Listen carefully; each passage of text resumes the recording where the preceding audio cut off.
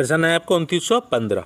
विठोबा उपासना लोकप्रिय थी तमिलनाडु में, गुजरात में, बंगाल में, महाराष्ट्र में। तो विठोबा उपासना कहाँ लोकप्रिय थी? यह थी आपकी महाराष्ट्र में, ऑप्शन नंबर डी। तो विठोबा किसका रूप था? तो ये विष्णु भगवान का रूप था। तो विष्णु भगवान को महाराष्ट्र में क्या कहा गया है? विठोबा। इसके अंतर्गत कौन सा संप्रदाय आया था? वारकरी संप्रदाय। कहाँ प्रचलित है? महाराष्ट्र में प्रचलित था। विठोबा के अंतर्गत कौन सा संप्रदाय था? वारकरी संप्रदाय। यानी वारकरी संप्रदाय के जो लोग थे वे अपने किस भगवान को मानते थे? विठोबा भगवान को मानते थे। तो विठोबा ये किसका रूप था? विष्णु भगवान का रूप था। जो महाराष्ट्र में वो विठोबा काफ़ी प्रचलित था। इसके प्रसिद्ध संत कौन हुए थे? तो इसके प्रसिद्ध संत हुए आपके तुकाराम। तो विठोबा उपासना लोकप्रिय थी, यह कहाँ थी? आपकी महाराष्ट्र में। अगला प्रश्न 2916। निम्नलिखित में से कौन 16वीं शताब्दी में कर्नाटक में दासकूट आंदोलन से संबंध था? पुरंदरदास, अंकिंचन दास, रैदास, रामदास। तो प्रश्न आपका क्या है? निम्नलिखित में से कौन 16वीं शताब्दी में कर्नाटक में दासकूट आंदोलन से संबंध था? तो दासकूट आंदोलन से कौन संबंधित था? तो वह थे आपके जी पुरंदरदास, है ना। तो दासकूट से संबंधित कौन थे? आपके पुरंदरदास। तो निम्नलिखित में से कौन 16वीं शताब्दी में कर्नाटक में दासकूट आंदोलन से संबंधित था? तो वह था आपके पुरंदरदास। अगला प्रश्न, निम्नलिखित में से कौन द्वैत मत के समर्थक थे? मध्व, ज्ञानेश्वर, मंडन, रामानुज। तो प्रश्न आपका क्या है? निम्नलिखित में से कौन द्वैत मत के समर्थक थे? तो ये मध्व यानी मध्वाचार्य, ठीक है। मध्व क्या बोलता था?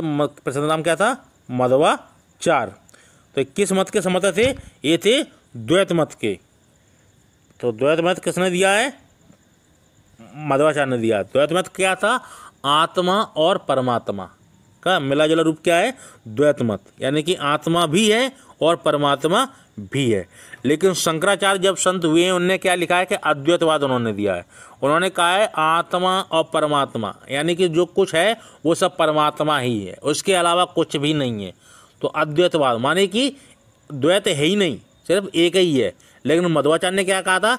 आत्मा और परमात्मा की शक्ति को माना था कि आत्मा भी है और परमात्मा ही है, यानी परमात्मा विशिष्ट है और उसका एक रूप क्या है? आत्मा। तो प्रश्न आपका क्या हो गया? निम्नलिखित में से कौन द्वैत मत के समर्थक थे? वह थे आपके मध्वाचार्य, ऑप्शन नंबर ए। अगला प्रश्न, रामानुज ने निम्न पर बल दिया था? मोक्ष पर, भक्ति पर, धर्म पर, कर्म पर। तो रामानुज ने निम्न पर बल दिया था, तो किस पर बल दिया था? वह दिया था भक्ति पर। तो रामानुज के शिष्य कौन थे?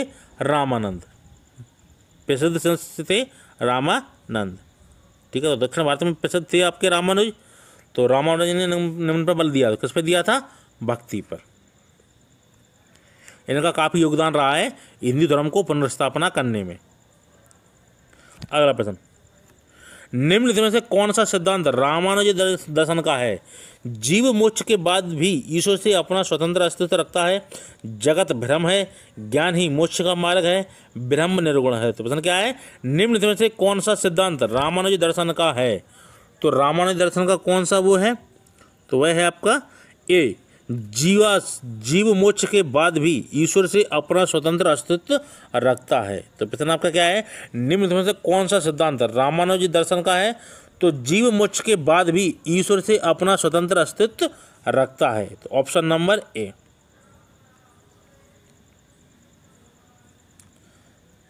अगला प्रश्न 2920, भक्ति संस्कृति का भारत में पुनर्जन्म हुआ 10वीं शताब्दी ईस्वी में, वैदिक काल में, 12वीं शताब्दी ईस्वी में, 15वीं और 16वीं शताब्दी ईस्वी में।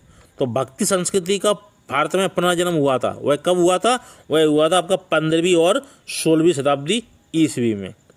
यानी कि 1400 से लेकर 1500 से सन लेकर।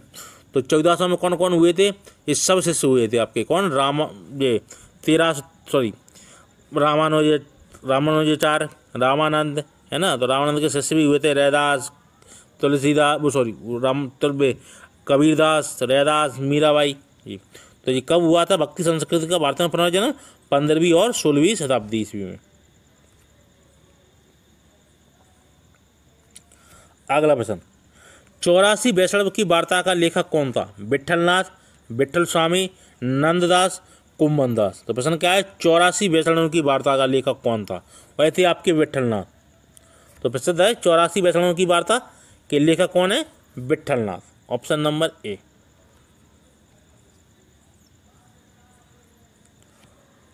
अगला प्रश्न, निम्नलिखित भक्ति मार्गी संतों में से कौन मोची था? मोची कौन था? सूरदास, तुलसीदास, रैदास, मलुकदास। तो मोची आपके कौन थे? वो थे आपके रैदास। तो भक्ति संत थे ये, ठीक है ना, भक्त मार्गी संत है ना। ये क्या है, भक्ति धर्म को मानते थे, लेकिन अपना पेशा ये क्या इन्होंने नहीं छोड़ा था। उनका पेशा क्या था? मोची, जो क्या करता है, सिलाई करता है, किस पे? जूते वगैरह के गठन करता है। तो निम्नलिखित भक्ति मार्ग के संतों में से कौन मोची था? वो थे आपके रैदास।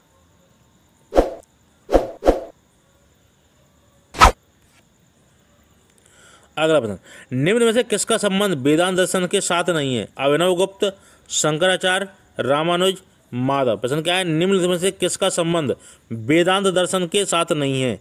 तो वेदांत दर्शन के साथ से नहीं है, वह नहीं है आपके अभिनव गुप्त। Option number A.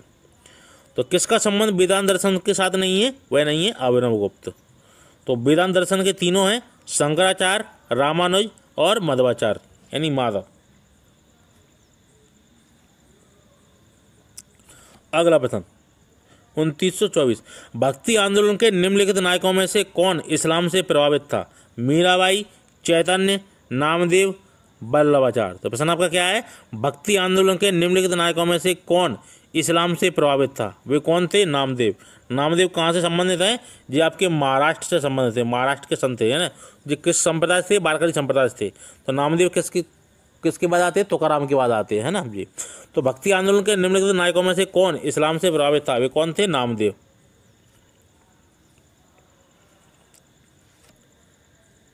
अगला प्रश्न, तरन तारण नामक नगर की स्थापना करने वाले सिख गुरु कौन थे? गुरु अर्जुन देव, गुरु रामदास, गुरु गोविंद सिंह, गुरु तेग बहादुर। तो तरन तारण नामक नगर की स्थापना करने वाले सिख गुरु कौन थे? तो वे कौन थे? वह थे गुरु अर्जुन देव। तो तरन तारण नामक नगर की स्थापना किसने की थी? गुरु अर्जुन देव ने। Option number A. अगला प्रश्न, सल्तनत काल की दो प्रमुख मुद्राओं का पता निम्नलिखित में कूट से दीजिए। दाम, जीतल, रुपया, टंका। तो नीचे दिए गए कूट से सही उत्तर चुनिए। तो आपको बताना है सल्तनत काल में दो प्रमुख मुद्राएं थी, वह कौन कौन सी थी? वह थी आपकी जीतल और टंका जी।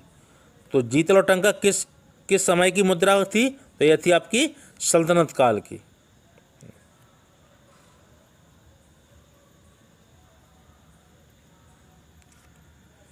अगला प्रश्न, निम्नलिखित भक्ति संतों पर विचार कीजिए। दादू दयाल, गुरु नानक, त्यागराज। इनमें से कौन उस समय उपदेश देता था या देते थे जब लोधी वंश का पतन तथा बाबर सत्तारूढ़ हुआ? यानी कि लोधी वंश का तो पतन होता है और बाबर भारत में अपना शासन स्थापित करता है। तो केवल दो सही है, केवल 1 और 3, 2 और 3, 1 और 2। प्रश्न क्या है, निम्नलिखित भक्ति संतों पर विचार कीजिए। दादू दयाल, गुरु नानक, त्यागराज। इनमें से कौन उस समय उपदेश देते थे, यानी कौन प्रवचन देते थे उस समय जब लोधी वंश का पतन हुआ और बाबर का सत्तारूढ़ हुआ? तो कौन कौन थे? वह थे आपके वह थे आपके ए, केवल 2। तब गुरु नानक थे, है ना। तो गुरु नानक का समय था कब? 1469 ईस्वी में। ये जन्म हुआ था इनका 1469 ईस्वी में। तो लगभग 1526 में ये तो बाबर आता है भारत में, जब युद्ध होता है इब्राहिम लोधी के साथ, नहीं। तो उस समय कौन थे? गुरु नानक थे। तो निम्नलिखित भक्ति संतों पर विचार कीजिए, कौन थे? गुरु नानक। जब पानीपत का प्रथम युद्ध होता है, कब होता है? 1526 ईस्वी में। तब इसमें क्या होता है? इब्राहिम लोधी की हार होती है, बाबर की जीत होती है। बाबर फिर अपना वंश स्थापित करता है, कौन सा? मुगल वंश। तब दिल्ली सल्तनत नहीं समाप्त होती है, कहाँ पे? इब्राहिम लोधी के मरने के बाद। अच्छा, अगला प्रश्न, मलुकदास संत कवि थे अयोध्या के, आगरा के, काशी के, कड़ा के? तो मलुकदास एक संत कवि थे, वह कहाँ के थे मलुकदास? तो वह थे आपके डी, कड़ा के। तो बात होती है मलुकदास के बारे में। तो एक छोटी सी कहानी है, आप लोग इससे शेयर करते हैं कि मलुकदास का जीवन क्या था। तो मलुकदास होते क्या है कि एक आराम पसंद व्यक्ति थे मलुकदास। ये काफ़ी सोते थे। इनके ऊपर एक संत रहा करते थे। वो क्या करते थे, वो सुबह उठते थे और अपनी घंटी वगैरह बजाते थे, राम नाम जपते थे। तो मलुकदास को बड़ी चिढ़ होती थी कि ये व्यक्ति मुझे सोने नहीं देता, कि राम नाम करते रहते थे वो संत। ठीक है, उनका तो रोजाना का काम था। तो मलुकदास चुप रहे कुछ दिनों तक, इनसे रहा नहीं गया। इनने कहा कि आप राम नाम करते हो, राम आपको कुछ देता है? तो संत ने कहा बिल्कुल देते हैं, राम के बगैर तो कुछ होता ही नहीं है। अच्छा, तो राम क्या कर सकते हैं तुम्हारे बारे में? तो मलुकदास ने कहा कि राम हमारे बारे में क्या हमसे क्या करवा सकते हैं? तो मैंने कि जो तुम बोलो वही करवा सकते हैं। तो मलुकदास कहते हैं कि राम हमें रोटी खिला सकते हैं? तो संत ने कहा बिल्कुल खिला सकते हैं राम आपको रोटी।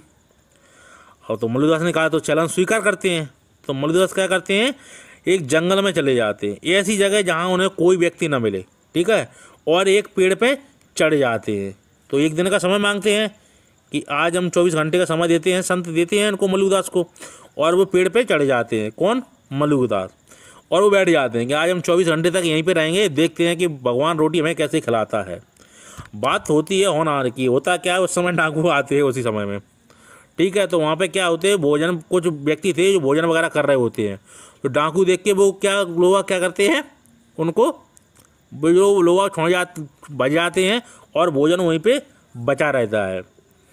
तो जब भोजन बचा रहता है तो फिर वो डाकू लोग सोचते हैं कि इसमें जहर वगैरह तो नहीं है। तो फिर वो ऐसे आगे बढ़ते हैं। तो उनको क्या करता है, वो एक पेड़ के नीचे बैठ जाते हैं।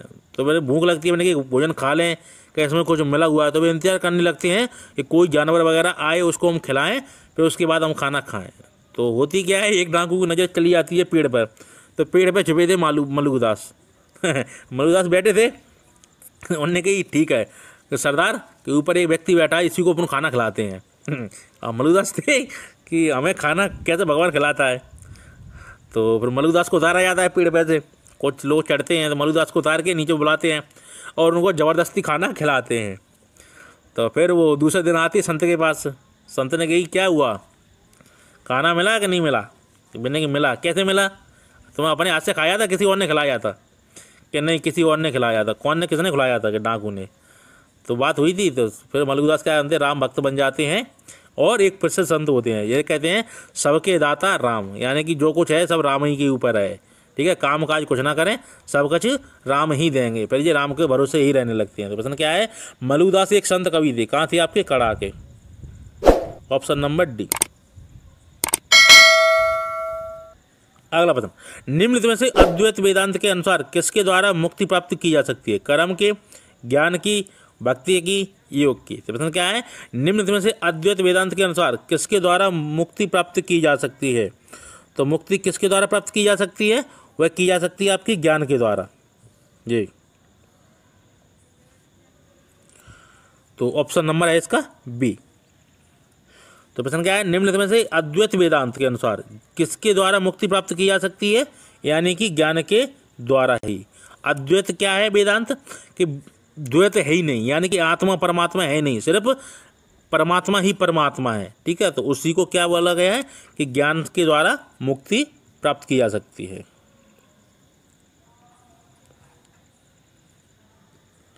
अगला प्रश्न, भ्रमर गीतों का रचनाकार कौन था? नावादास, मीराबाई, सूरदास, हरिदास? प्रश्न क्या है, भ्रमर गीतों के रचनाकार कौन थे? तो भ्रमर किसने लिखा था? भ्रमर गीतों का संग्रह किसका है?